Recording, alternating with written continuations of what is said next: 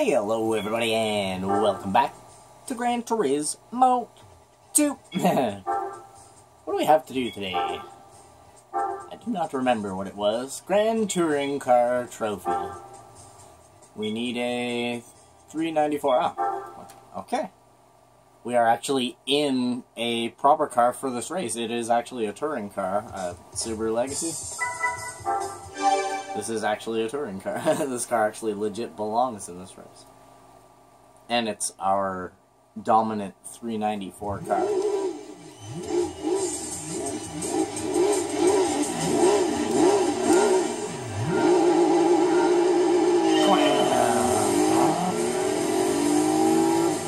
yeah, man. Welcome back to the show, you guys. I hope you guys are all having a freaking awesome day.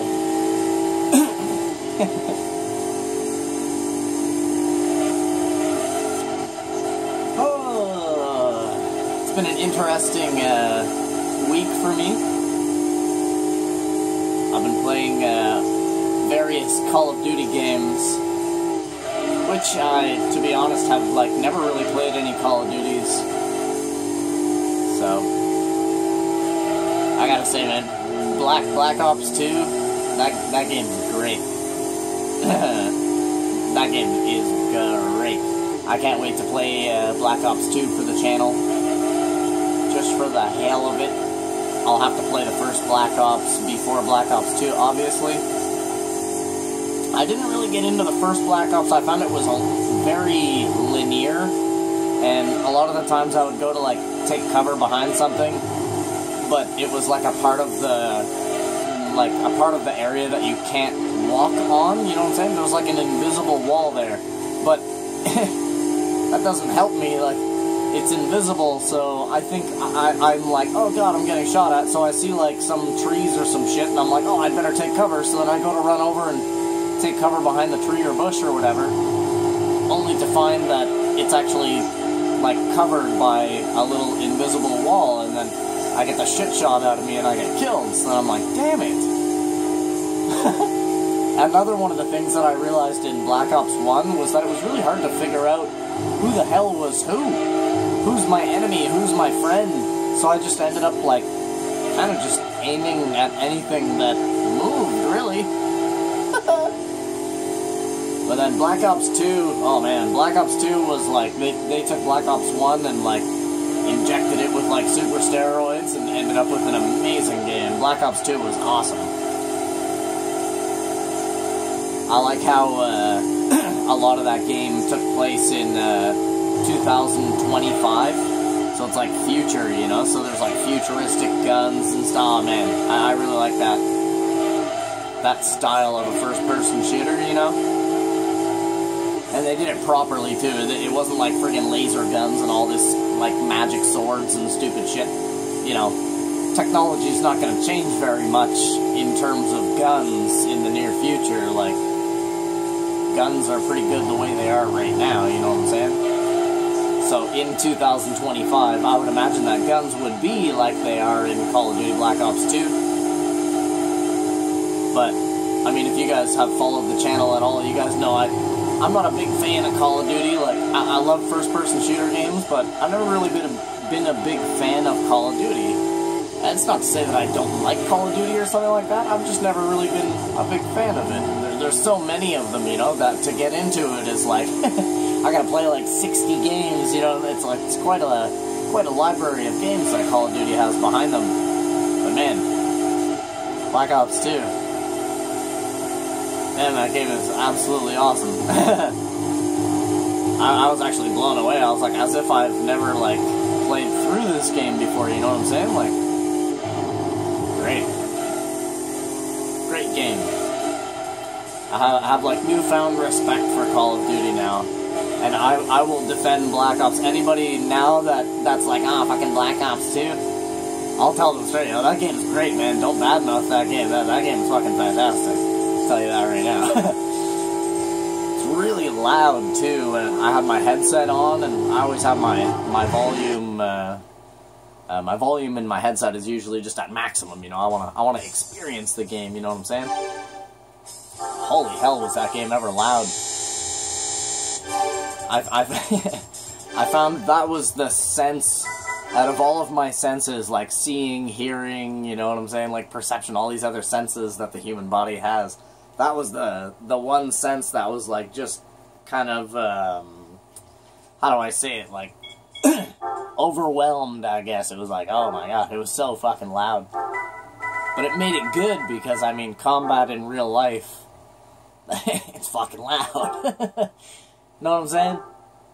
There we go, let's get out our Gran Touring Viper 493. Oops. Yeah, that game was awesome, man. The sound design on it, like I said, was really good. Like, it was just really, really loud, and like some of like the tanks and different like heavy guns and explosions and shit like that. God damn. It, like, literally shook my brain at some points. I was like, oh man, was that ever fucking loud. But that's what it would be like in real life, though, you know? So, yeah, that was a great game. I can't wait to play that for the channel, like I said, because I had a lot of fun playing that in the last few days.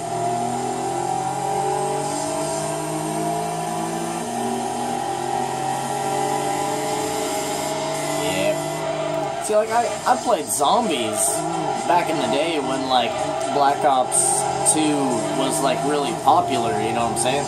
When it was, like, new on the scene kind of thing.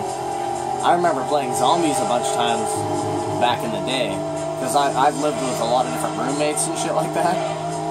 So I've definitely played Zombies before, a bunch of times. But never the actual, like, career story, you know what I'm saying? Like, I never played story modes, so it's a new experience for me. It was pretty cool. I have a couple of other Call of Duties that I could, that I'm sort of tempted to throw in.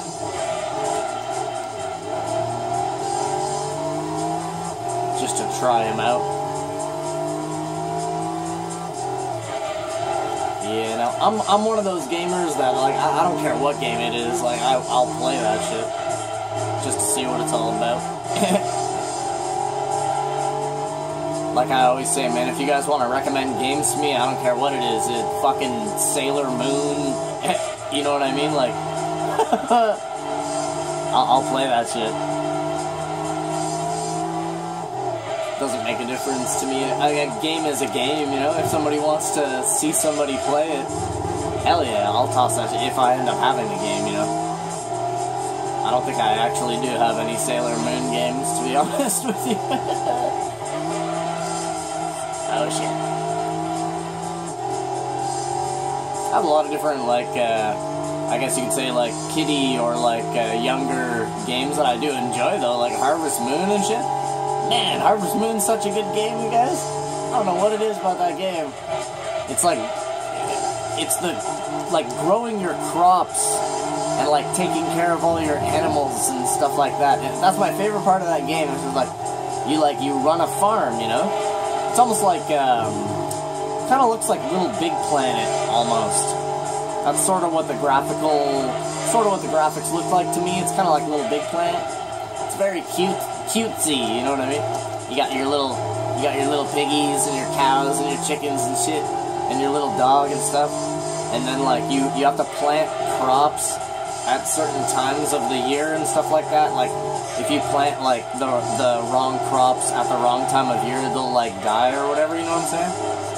Because, like, some crops, you plant them in fall, and then they basically grow during the winter, and then in the spring is when they'll actually sprout, and then you, like, harvest in the summer, you know what I'm saying? Some crops are weird like that, so you have to, like, kind of know your shit.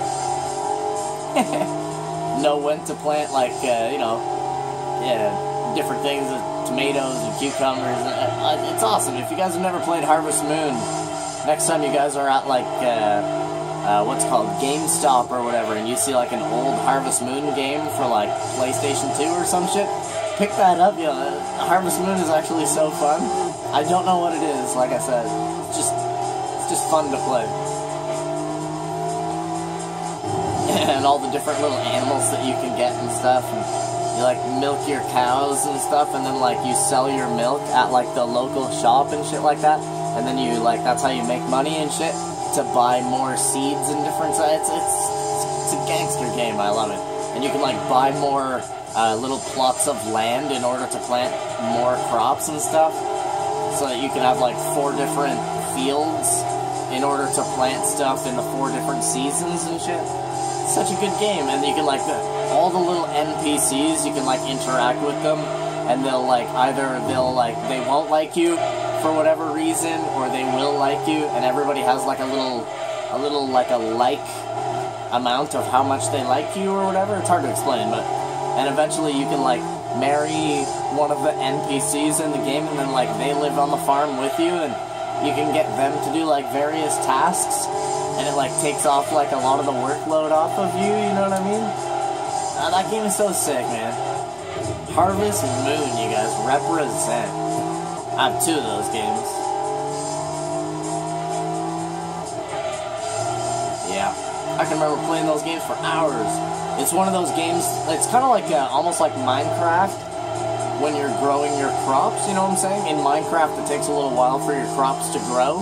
It's kind of like that in Harvest Moon. You're sort of sitting there for like an hour with like nothing to do sort of thing. But you have like a little puppy in the game and stuff, and you can take the little puppy for walks.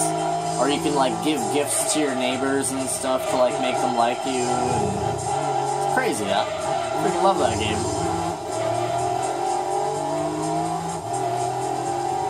Yeah. I should play one of the Harvest Moon games on the channel. Just for the hell of it.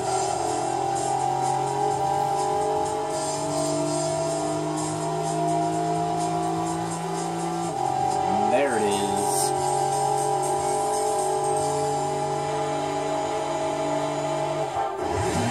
Yeah, that's right, Corvette.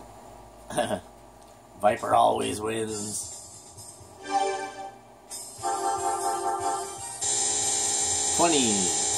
Jeez.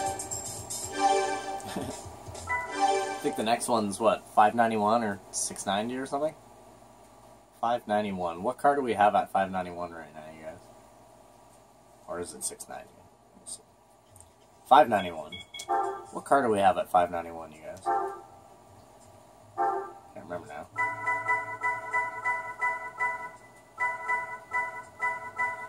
$5.91. Did we go? We went to $6.90 with this. Oh no, this is our $5.91, the 400R. Sick. It's a legit touring car as well. Oh, the 400R, you guys. This car is so nice, man. I love driving this car. Such good handling. I didn't see what track that was. Oh, doesn't it tell us right before? Midfield, yes. Want to make sure we still have our super soft tires equipped. Otherwise, we would have some strange handling.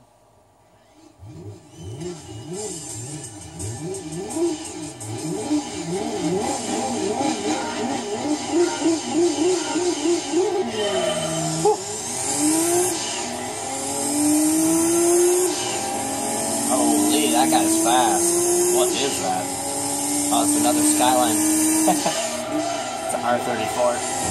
Or I think it's a Tommy Kyra. I think that's a Tommy Kyra.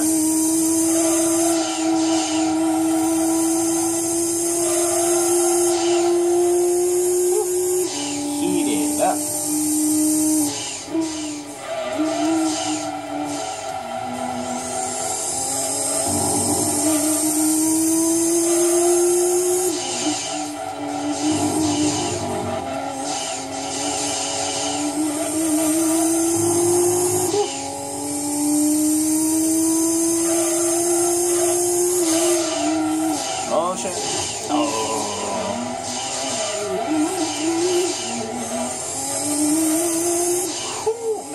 Car pulls so hard, you guys. It's like there's a rope attached to the front of the car. And there's like some strong man pulling me down the road or some shit. That's how fast this car feels when you step on the gas. Like we're tethered or something. We're like tethered to a little rocket or some shit. Crazy. I love midfield in Gran Turismo 3. Such an awesome track. I wonder why they dropped midfield. The next Gran Turismo that they come out with, yo, like if they make Gran Turismo 7, they should put every track into Gran Turismo 7 that has ever existed, like in the history of Gran Turismo. You guys know what I'm saying? Like even like Grindelwald and shit. You know, that'd be awesome, man. See all those tracks come back in like real-time graphics, though. You know what I'm saying? Like, yo. I'd love to see what some of the older tracks, like Grindelwald, for example, would look like in, like, next-gen graphics, you know? Yo, Polyphony Digital, if you out there, please heed thy advice to put every pre-existing Gran Turismo track into the next Gran Turismo for us to thoroughly enjoy the game and bring back some of those nostalgic memories that we are unable to relive unless we play the classic Gran Turismos. Like I said, I'd love to see Grindelwald in high-res, next-gen graphics. Oh man, that'd be so sick. That's a nice track, too. I actually like that track. It's a little bit strange, but, like, once you've gone around it a few times, like, man, that's a sick track. Kind of like midfield if you opened it up a bit. Made it more round. Well, this car completely decimated that. Let's see if that was a Tommy Cairo. Was I right, you guys? GTR V-Spec, GTR V-Spec, GTR V-Spec, holy... No, it was just a normal V-Spec. And that... It was just a normal V-Spec. There he is right there. That guy was pretty fast, man.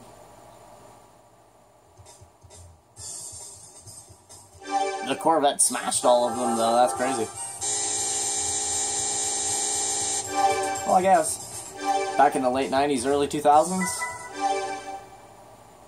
people had some pretty crazy shit, man.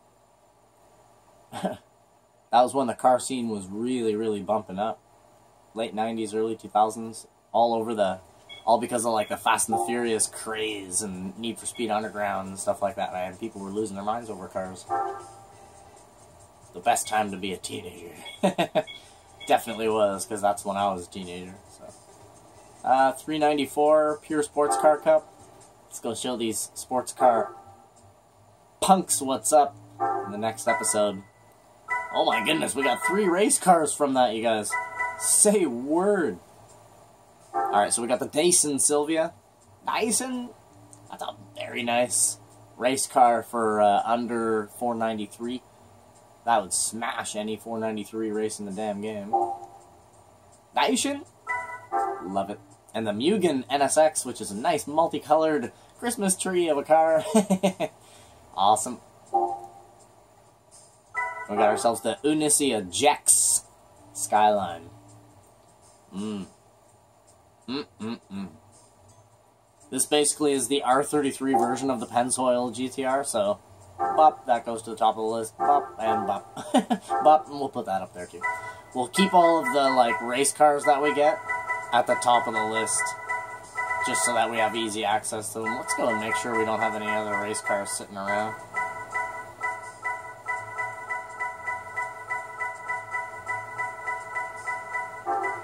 GT40 race car. There we go. Now we have all the stuff at the top. I want that Pennzoil and Pennzoil and the Denso to be at the top though, because those are, in my opinion, out of my entire garage right now, these are the 2 fastest cars I own. The Pennzoil GTR GT, obviously, that's baby right there. That's #1. There's a reason why that car says #1 on the side. And then the Denso. I love this car, man. This car does a big-ass heater, though. When you put it down into first or second gear, it kind of has a tendency of spinning out on you. But definitely an awesome GT500 JGTC race car for sure. Whole lot of letters, you guys. Whole lot of letters. Hey, our next race will actually be our 100th race. So, there we go, you guys. But anyways, that's going to be the end of the episode here today, you guys. Thank you all so much for coming out and watching this episode of Gran Turismo 2. And I freaking wish you guys the best, and I freaking hope you guys have a freaking awesome rest of your day. I'll see you guys all in the next episode. Bye. Bye.